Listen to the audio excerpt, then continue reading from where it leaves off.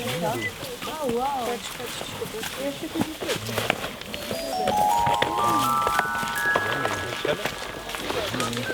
Normalmente tem a figura das sociedades, já tem uma descendência destas coisas. Tem a flor maior, ou seja, a flor criada, a flor plantada, sempre para que a maior. Dentro de nós, por exemplo, aquelas tosses secas irritadas, ou qualquer coisa que seja arranhado, precisa de algo que cubra e que nos ajude, de uma forma suave, a voltar ao nosso estado de saúde. E o que ela faz exatamente é quando as raízes da violeta têm a mesma demulcência que tem a folha. Então quando se toma ou se faz um xarope de violeta, ajuda com os pulmões arranhados, ajuda com as gargantas arranhadas, ajuda com os arranhões que temos cá fora, como própria, fica quase como um penso, daqueles pensos líquidos, sabem? Fazem uma capa, um plástico. Fica assim quando deixado em água. E tem uma afinidade muito grande com a água. Então, quando é retirado as suas propriedades em água, consegue-se fazer propriedades medicinais, consegue-se retirar as propriedades medicinais todas. Eu acho que é possível que tenha nascido espontaneamente num vaso que eu tenho lá. Tem, o vaso são aquelas plantas assim. Tem uma parte. É engraçado aqui. Alguém conhece este?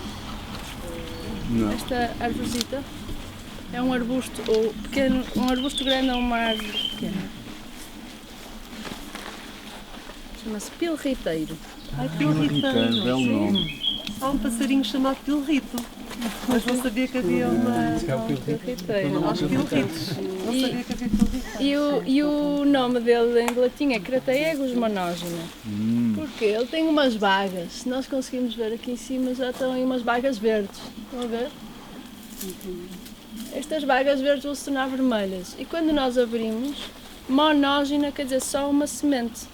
Há outros pilriteiros, outros crataegos que têm mais do que uma semente dentro. Mas este é o que é esse de certeza. E o que é que acontece? Esta planta é da família das rosas, das rosáceas. Porque dentro da botânica, as plantas que se assemelham, por exemplo, que têm nariz e os olhos parecidos, vão para ali. As que têm as ancas que veio lá da África também vão para ali. Ou seja, há uma forma de conseguirmos juntar por características as plantas que são semelhantes. E esta planta, por exemplo, vocês já viram o fruto que nasce na rosa, o fruto da roseira?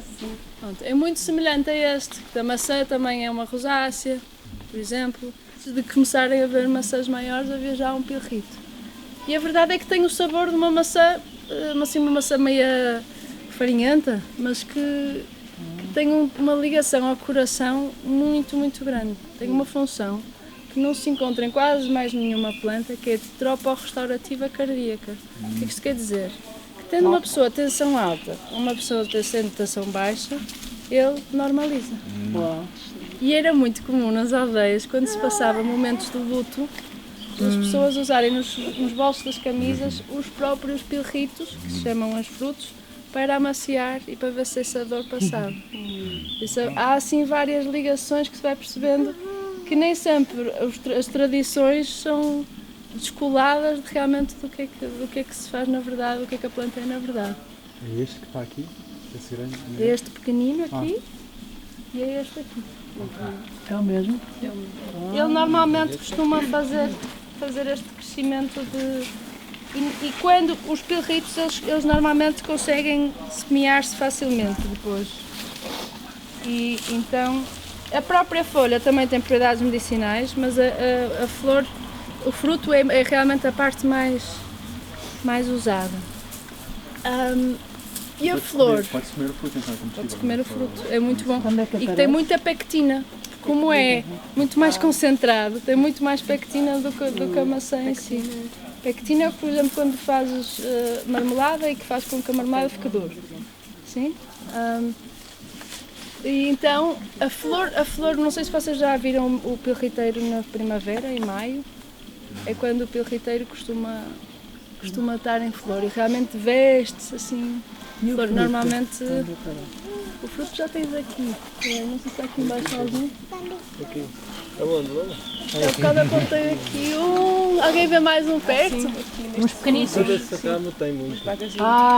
Mas são verdes ainda. Mas vagas. Mas são verdes. Mas crescem até quando? Eles vão crescer para aí mais um mês e já estão prontos a ser colhidos. Mas são pequeninos. São pequeninos. estou a ver. Estava ali Dependendo no chão, do sol. Ele em inglês, esta planta chama-se hawthorn. Haw quer dizer nas bordas. E tem picos. E normalmente então encontra-se nos sítios onde tem meio sol, meia sombra.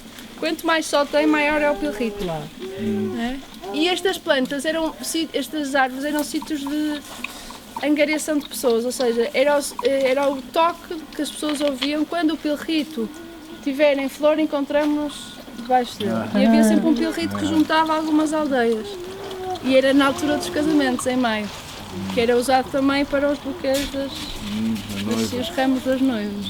Então há assim muita ligação, muita da cultura era feita com o que se tinha e com a beleza natural que tínhamos à nossa volta. A flor também pode ser usada, tem um cheiro delicioso e pode ser usada tanto para medicinal, para fins medicinais, como para fins culinários. Pode-se fazer uma geleia das flores, que é muito boa.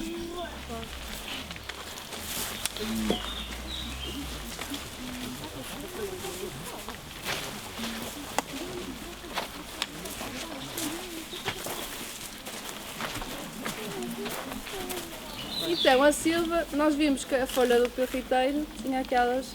A silva, de certa forma, tem essa continuação, não é? É uma folha também um bocado cerrada aqui e tal, mas também tem uma ligação. A rosa primordial tinha só 5 pétalas.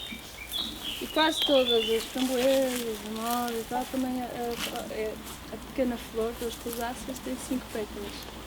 E esta planta, apesar de ser difícil de tirar e de realmente cobre-nos muito dos nossos terrenos e aquilo que não podemos plantar, ela tem bastantes bons usos. E é uma planta que ainda em algumas aldeias se ouve os médicos nos centros de saúde a receitar, que é uma coisa que já não é propriamente uma coisa legal, acho eu, as farmacêuticas não deixam.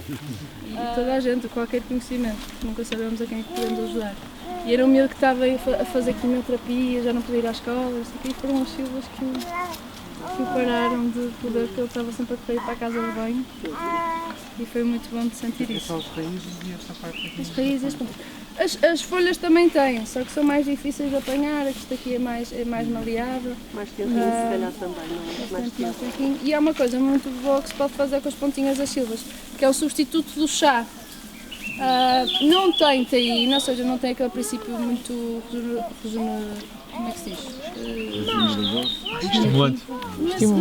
Estimulante. Não tem essa coisa tão estimulante, mas tem um sabor que nos faz tirar a sede e sentir que temos mais energia para gastar. Então o que é que se faz? Colhe-se as pontinhas das silvas num pano molhado, deixa-se lá as pontinhas das silvas e ela vai oxidando por si mesmo. Então há a possibilidade de termos uma infusão diferente e que pode ajudar na altura para algumas coisas também. Outra coisa que esta planta, vocês já repararam no crescimento da planta? Não é um crescimento, é quase como uma liana, não é? Ela agarra-se, mas não tem a possibilidade de ir só para cima, até se agarrar a qualquer coisa e continuar. E tem este crescimento que é ao comprido e que nos mostra que é uma fibra fantástica, não é? É uma fibra muito, muito boa. Era dos materiais usados em cestaria. Hoje em dia não há quem tenha muita paciência, há poucos cesteiros, mas... E o azevinho é uma espécie protegida, ou semi-protegida, porque não é curar, porque na altura do Natal era muito usado para as decorações e as pessoas iam retirar e iam pessoas de Lisboa, caminhões inteiros, cheios de... As coisas que achar que o território é só um recurso, não há de devolver. Então, conhecem o chá mate, muito usado na América do Sul? É de um primo deste ílex, é o ílex paraguanense. Então, esta planta pode ser usada da mesma forma. As folhinhas mais tensas, da pontinha também, como as das silvas, podem ser secas e tostadas e faz um chá maravilhoso. E é um chá que nos dá bastante energia. Não sei se alguém já experimentou os florais e já sentiu efeitos diretos. Alguém? Sim? E é mesmo interessante como é que só a energia da flor que foi deixada em água e depois preservada com um bocado de álcool para durar mais tempo, consegue ter a potência de toda a intenção de uma planta que pode trazer em nós. E se um dia quiserem experimentar, eu digo-vos que é mesmo uma das medicinas mais poderosas das todas. Porque a flor na planta é assim um momento de abertura maior. E numa planta que não se deixa chegar tanto, é uma planta espinhosa, ainda mais intencional é essa vibração. Então, o azevinho, eu acho que tem um papel bastante forte, porque as folhas do azevinho são muito duras e demoram mais tempo a decompor. Mas que a longo prazo, debaixo do azevinho a terra é sempre muito boa. Já viste isso? É mesmo preto. Está como no sabugueiro. O sabugueiro também. Ela, na verdade, fixa o nitrógeno. Também? Luminosa, sim. Ok. E é engraçado porque há uma ligação com o relâmpago. Os celtas tinham uma ligação que diziam que o carvalho leva com o relâmpago e ele consegue absorver o relâmpago.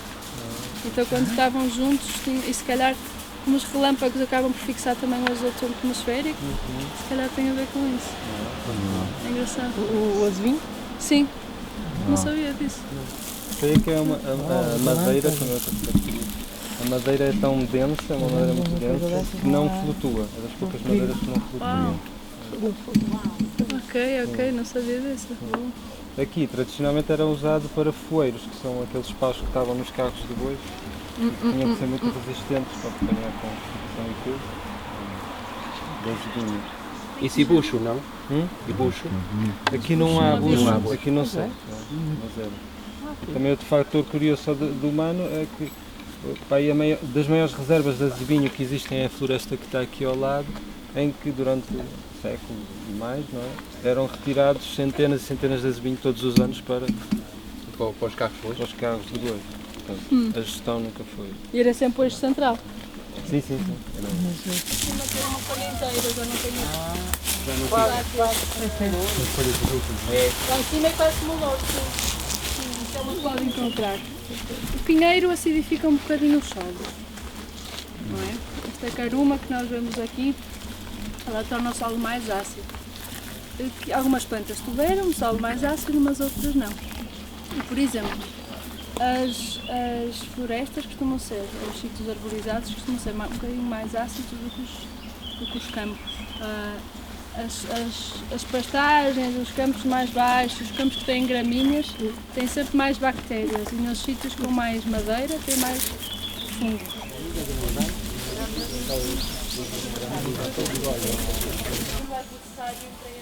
Para compensar esse despedimento brutal. Sim, eu percebo o que tu estás a dizer. Sim,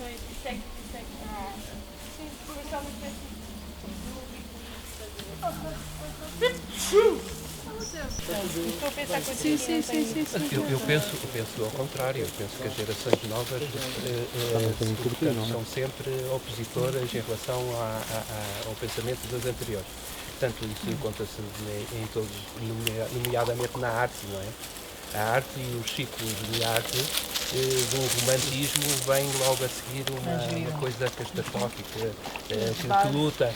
E, portanto, é exatamente pelo contrário. Há sempre uma questão em relação ao anterior. Nós não nos ficamos estabilizados. As próprias plantas, nos terrenos, por exemplo, onde há intervenção humana ou outras, ou são compactadas, aparecem logo umas plantas a abrir caminho e a tornar esses terrenos mais... Exatamente qual é que era, ou se foi em termos gerais, falaste? Falei no geral.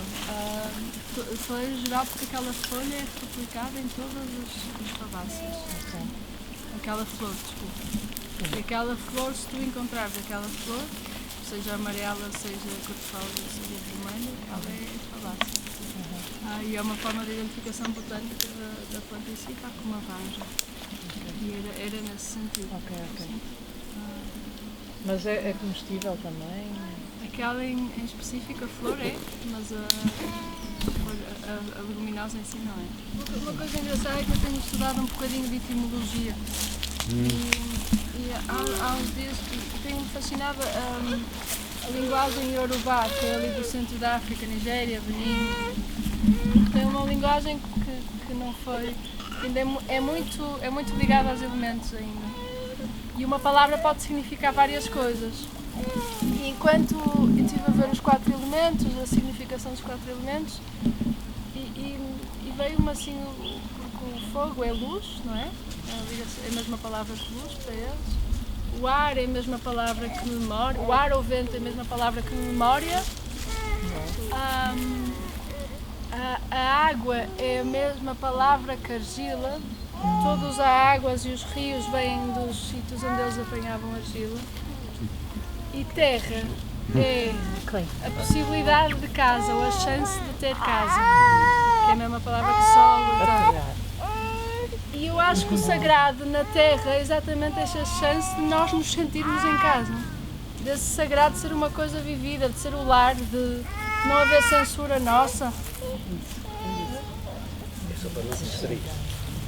De não haver censura nossa, e a mim fez muito sentido, ressoou muito cá dentro, naquele momento em que eu disse, chance de casa, finalmente podemos ter essa chance de não ter, de criarmos o nosso lar, de não nascer no lar do outro, mas de sermos criadores do nosso lar, não é?